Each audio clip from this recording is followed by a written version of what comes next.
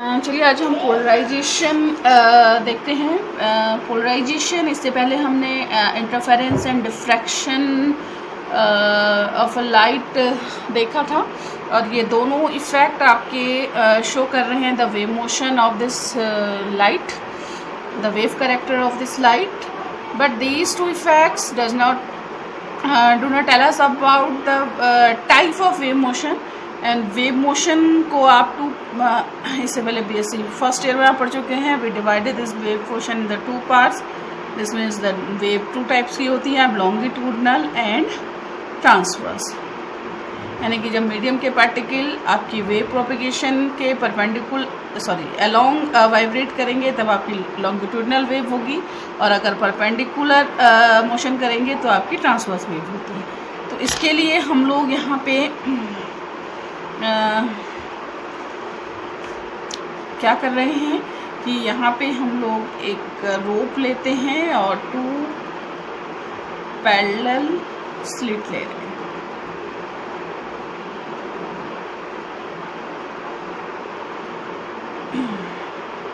To parallel हमने slit ले ली, and इसको हम एक फिक्स पॉइंट पे, बी पॉइंट पे हमने इसको फिक्स कर दिया है, और this one is S1 and S2। अब आप देखिए इन दोनों पे हमने यहाँ पे वर्टिकल कट लगा रखा है, S1 एंड S2 आपकी हैं। ये पॉइंट A है, ए पॉइंट पे हमने रोप को होल्ड कर रखा है। अब हम क्या कर रहे हैं, इसको अप डाउन डायरेक्शन में इसको हम लोग घुमा रहे हैं। तो आप देखेंगे कि ये वेव आपकी यहाँ से यहाँ तक पहुँच जाएगी अप डाउन डायरेक्शन में, क्योंकि यहाँ पे आपको कट दोनों के क्या है, सेम पोजीशन में, यानी कि दोनों के कट एक ही एक्सिस में आपके जा रहे हैं, तो ये वाइब्रेशन को पास होने देंगे। अब इसका दूसरा केस हम लोग लेते हैं कि अगर हम इसको आप जो यानी कि आप कह सकते हैं, चलिए ये जो वेव है ये कौन सी है, this wave is a transverse wave, क्योंकि ये इस तरह से जा रही है, डायरेक्शन प्रोपेगेशन के परपेंडिकुलर वाइब्रेट कर रही है, ठीक है, ये ट्रांसवर्स वेव है। अब हम क्या करते हैं, इस वाले जो हमारे पास जो बोर्ड है, इसको हम क्या कर रहे हैं, इससे राइट एंगल पे, यानी कि इससे पहले से आपके 90 डिग्री के एंगल पे अगर हम इसको करेंगे तो इस केस में क्या होगा, जब आप घुमाएंगे तो वेव यहाँ से यहाँ तक जाएगी, बट यहाँ पास नहीं हो पाएगी, ये आपकी सीधी, क्योंकि ये दोनों क्योंकि ये स्लिट भी आपकी क्या हो जाएगी, उसी डायरेक्शन में मोशन कर जाएगी, ठीक है। तो यानी कि वेव यहाँ से क्या हो रही है, पास नहीं होने दे रहा है, S2 वेव को पास नहीं होने दे रहा है, ठीक है, क्योंकि ये राइट एंगल है। अब आप एक केस और ले लीजिए कि सपोज ए एंड से हम लोग सर्कुलर मैनर में अगर आप इसे रोप को घुमाएंगे, तो सर्कुलर मैनर में आप देखेंगे कि S1 के beyond this S1 only linear vibration which are parallel to slit S1 ही आपके क्या होंगे, आगे जा पाएंगे, अदर नहीं जा पाएंगे। Again if this S1 and S2 are right angle to each other, the rope will not show any vibration beyond this S2, again same चीज़ है। और अगर हम लॉन्गिट्यूडनल वेव यहाँ पे क्रिएट करें, लॉन्गिट्यूडनल वेव आपको पता है, वेव जब आपको जाती है, आप लॉन्गिट्यूडनल यानी कि रस्सी को खींचें एंड छोड़ें, तो आप देखेंगे कि चाहे दोनों S1 और S2 पैरेलल हैं या एक दूसरे के परपेंडिकुलर हैं, कोई फ़र्क नहीं पड़ता, दोनों केसेस में आपको B तक वेव दिखाई दे रही है ना, कोई फ़र्क नहीं पड़ता है लॉन्गिट्यूडनल वेव। बस ट्रांसवर्स वेव में आप देख रहे हैं कि S2 की पोजीशन बताती है कि आपको B पॉइंट तक वाइब्रेशन आपको कौन से मिलेंगे। इसी तरह का एक ये देखा गया सिमिलर फिनोमेना हमको लाइट के लिए भी मिला। तो इन्होंने क्या किया कि एक लाइट सोर्स लिया, एक लाइट सोर्स हम लोग लेते हैं, एंड 2 टूरमेलिन क्रिस्टल आप लेते हैं,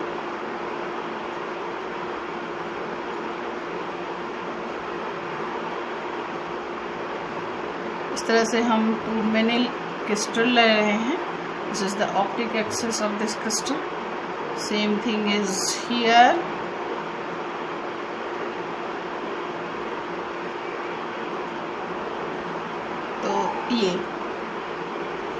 तो इसमें ये देखा गया कि when this unpolarized light from source S is fall on the tourmaline crystal A, which is cut parallel to this axis, the crystal A will act as the slit. जिस तरह से पिछले बार स्लिट S काम कर रही थी पिछले experiment में, उसी तरह से आपकी ये आपका क्रिस्टल A वर्क करेगा। ये जो क्रिस्टल होता है टूरमेलिन क्रिस्टल, ये कुछ नेचुरली पिंक कलर का आपका शेप होता है, तो उसी तरह से लाइट भी उसी कलर में आपकी चेंज हो जाती है क्रिस्टल के कलर से। अब आप देखेंगे कि हम लोग क्या कर रहे हैं कि जब दोनों पैरेलल हैं टूरमेलिन क्रिस्टल A एंड B, तो हम देखते हैं कि यहाँ पर जो लाइट है यहाँ पे कोई हमें चेंज नोटिस नहीं होता है। ठीक है, when these are, जब हम इसे थोड़ा सा रोटेट करते हैं, जब आप इसे धीरे धीरे रोटेट करते हैं तो हम देखते हैं कि यहाँ पे हो क्या रहा है। रोटेट करने से हमारी जो इस पॉइंट पे हम लोग लाइट ऑब्जर्व कर रहे हैं वो क्या हो रही है, डिक्रीज हो रही है।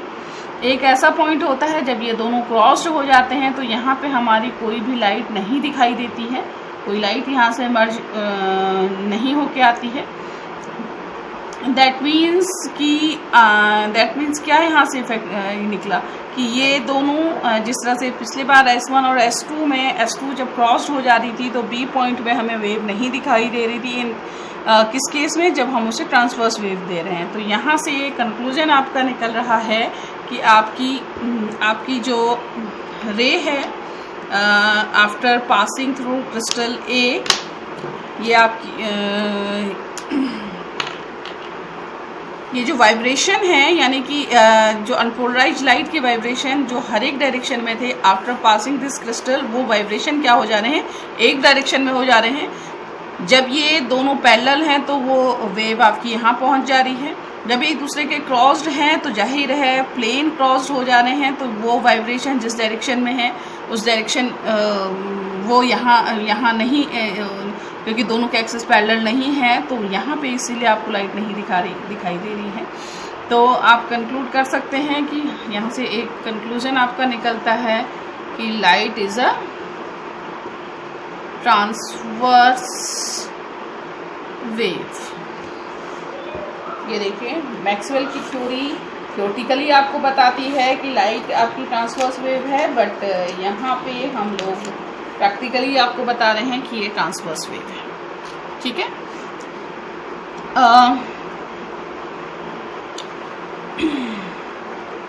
और आफ्टर दिस क्रिस्टल आपकी वेव क्या हो जा रही है, आप देख रहे हैं कि वेव के जो वाइब्रेशन हैं वो एक ही डायरेक्शन में आ रहे हैं। जो after passing through crystal A, this means कि अदर डायरेक्शन में जो वाइब्रेशन है वो पास नहीं हो पा रहे हैं। तो यहाँ से आप कह सकते हो कि हमारी जो वेव क्या हो जा रही है, पोलराइज हो जा रही है, या कह सकते हैं कि this wave is has acquired the property of one sidedness with regard to the direction of the rays. तो यहाँ पे दो वर्ड्स हम लोग और कोशिश करेंगे सीखने की। This one is the plane of polarization and plane of vibration. The plane of polarization and plane of vibration.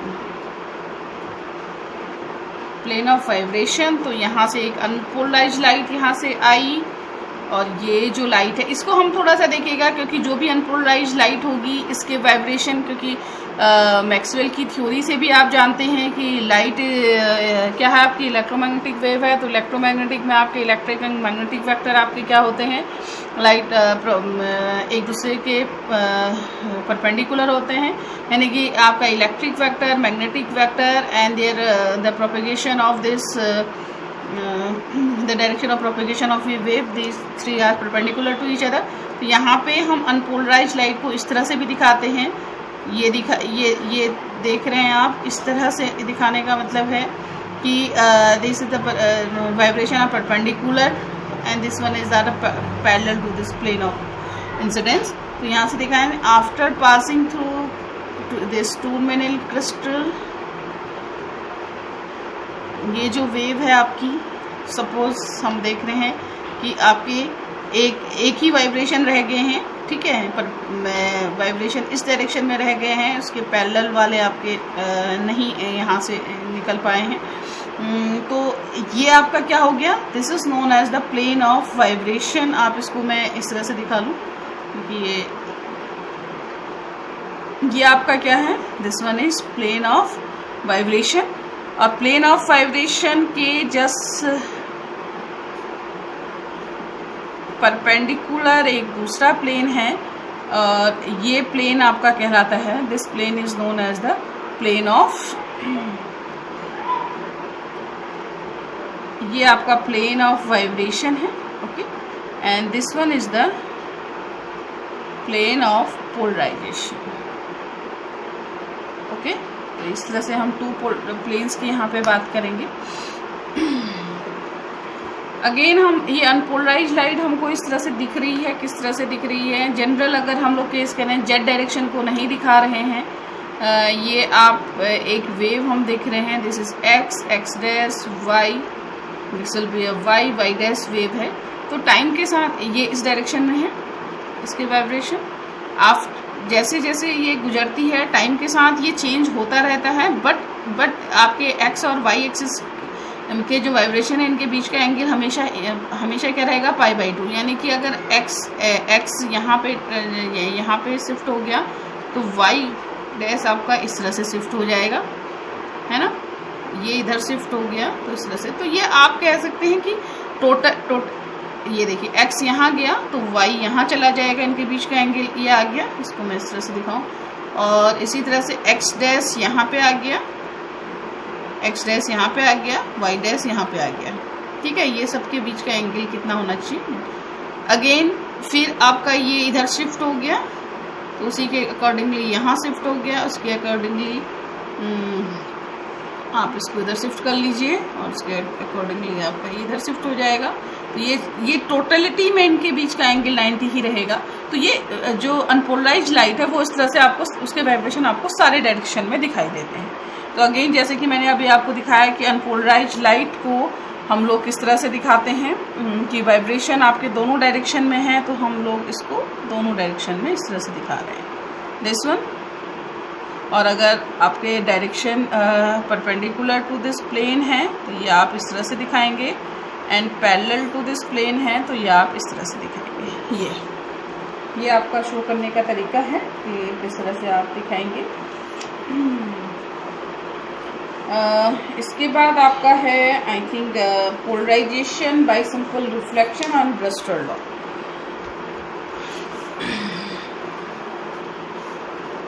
अब आप पोलराइज लाइट के लिए आपके पास तरीका, एक तो हमने बोला टूरमेनिल क्रिस्टल आप लीजिए, उसके थ्रू आपको क्या मिलेगी, पोलराइज लाइट मिलेगी। और ऐसा ना हो कुछ और तरीके भी हम लोग